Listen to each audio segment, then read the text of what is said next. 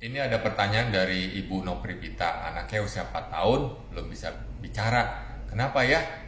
Nah, ini ada beberapa kemungkinan. Yang pertama, anaknya tuli atau budak.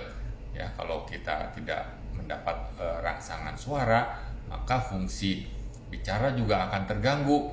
Nah, jadi sejak kecil nih, kalau anak eh, mendengar suara yang keras mendadak, misalnya pintu tertutup, dia cuek aja. Atau saat ini ya kalau dipanggil ya dia nggak dengar. Nah, itu mungkin tuli. Yang kedua, nah, anak ini autis.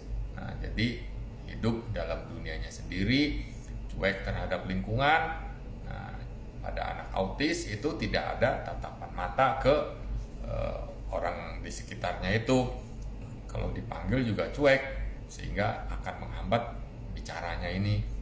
Nah, yang ketiga, terlalu banyak bahasa yang ada di keluarga ini. Misalnya ada bahasa daerah, bahasa internasional.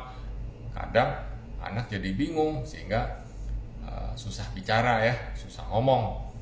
Nah, yang keempat, ya anak kurang mendapat stimulasi. Jadi kedua orang tua sibuk, atau anaknya sering dikasih nonton TV, main gadget agar anaknya diem, sehingga anak lebih sibuk terhadap televisi, gadget, sehingga dia malas ngomong. Nah, jadi solusinya gimana?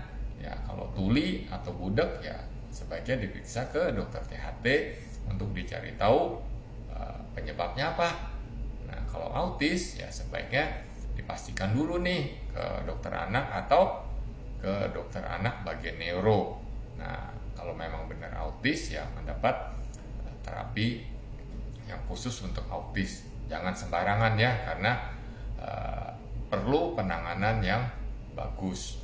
Nah, kalau anak mendapat banyak di dalam keluarga bahasanya campur aduk, ya baiknya satu bahasa dulu ya. Pilihlah bahasa Indonesia dulu.